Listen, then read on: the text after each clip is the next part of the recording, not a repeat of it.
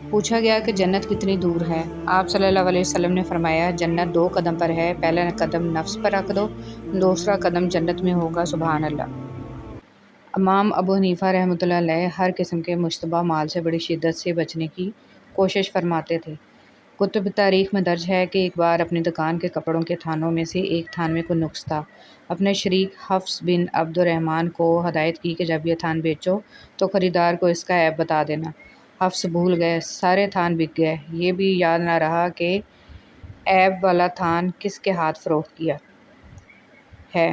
جب ابو حنیفہ رحمۃ اللہ علیہ کو یہ معلوم ہوا تو سارے تھانوں کی قیمت خیرات کر دی۔ خود حفص کے بیٹے علی نے اس واقعے کی روایت کی ہے۔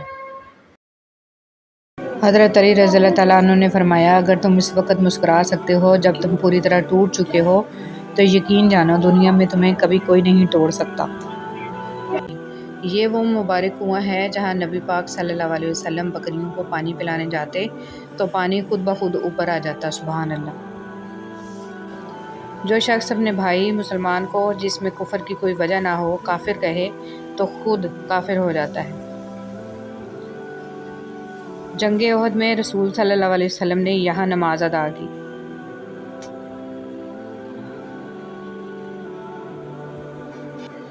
صبح سویرے کام شروع کرنا۔ نبی پاک صلی اللہ علیہ وسلم نے ارشاد فرمایا، میں نے اللہ تعالیٰ سے دعا کی کہ یا اللہ میری امت کے لیے اس کے سویرے کے کاموں میں برکت عطا فرما۔ حضور صلی اللہ علیہ وسلم کی اونٹنی کے بال مبارک۔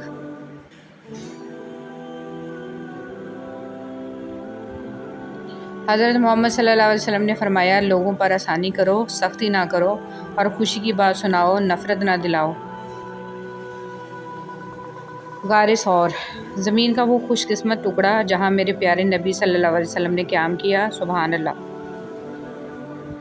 حدیث مبارکہ۔ نبی کریم صلی اللہ علیہ وسلم نے فرمایا، وعدہ ایک طرح کا قرض ہے، کم بختی ہے اس کی جو وعدہ کرے پھر اس وعدے کے خلاف کرے۔ یہ ہے وہ کنواں جس میں حضرت یوسف علیہ السلام کو ان کے بھائیوں نے پھینکا تھا۔ زیادہ سے زیادہ شیئر کریں اس یادگار تصویر کو۔ حدیث مبارک۔ رسول صلی اللہ علیہ وسلم نے فرمایا، جو دنیا میں کسی مومن کی پریشانی دور کرے گا اللہ تعالیٰ قیامت کے دن اس کی پریشانی دور کرے گا۔ جبل نور کا وہ پہاڑ جہاں پر پہلی وحی نازل ہوئی۔ سبحان اللہ و بحمدہ الحمدللہ رب العالمین۔ فرمان مصطفیٰ صلی اللہ علیہ وسلم، جو علم دین حاصل کرے گا اللہ عز و جل اس کی مشکلات کو آسان فرمائے گا اور اسے وہاں سے رزق عطا فرمائے گا جہاں اس کا گمان بھی نہ ہوگا۔ کوہ طور، وہ جگہ جہاں حضرت موسیٰ اللہ سے ہم کلام ہوئے۔